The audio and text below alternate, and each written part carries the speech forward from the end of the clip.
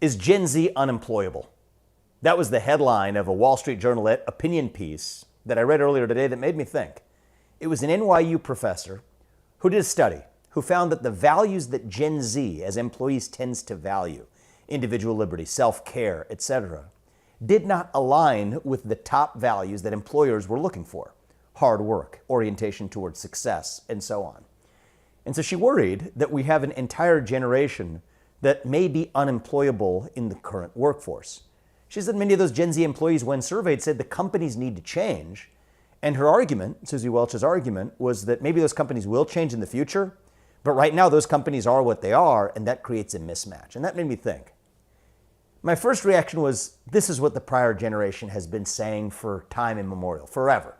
In fact, I look back at an article, a different article, you can see it here, in 2013, that said the same thing about millennials, my generation, that millennials will never be useful parts of the workforce. So in a certain sense, this is an ancient old argument that every generation goes through.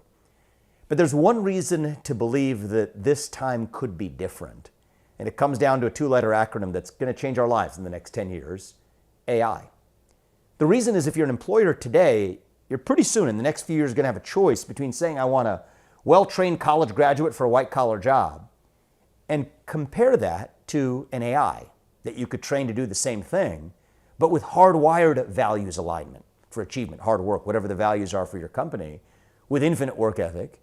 And often, over time, you got to face the facts, even at a lower cost. So what do we do then? I think it's a bit of a quandary. I think it's a dilemma unless we think through what that future state looks like. I think it could lead to social tumult unless we're ahead of this as policymakers and leaders.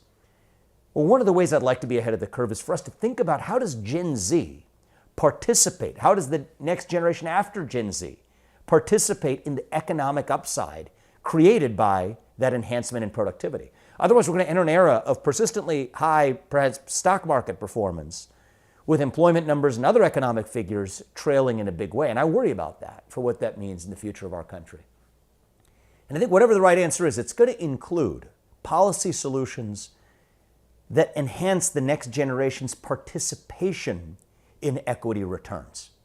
See, if you give Gen Z and the next generation a piece of the growing economic pie, then they're rooting for max stock market aggregation.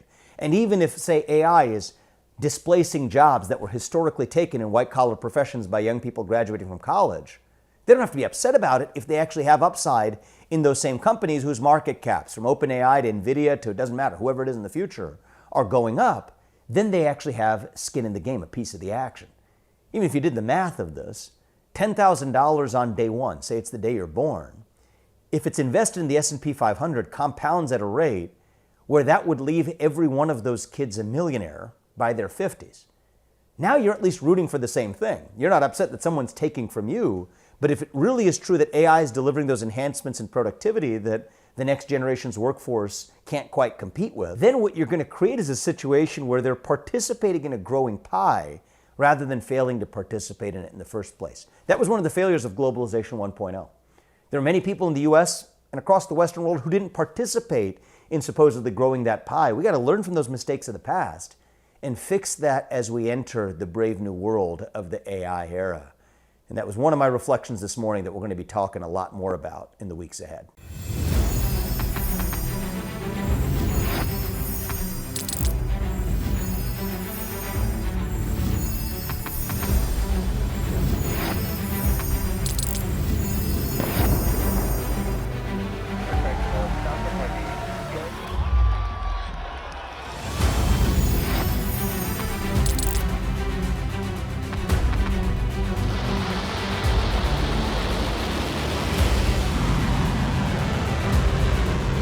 Fighting so long and so hard that they don't know what the they're doing.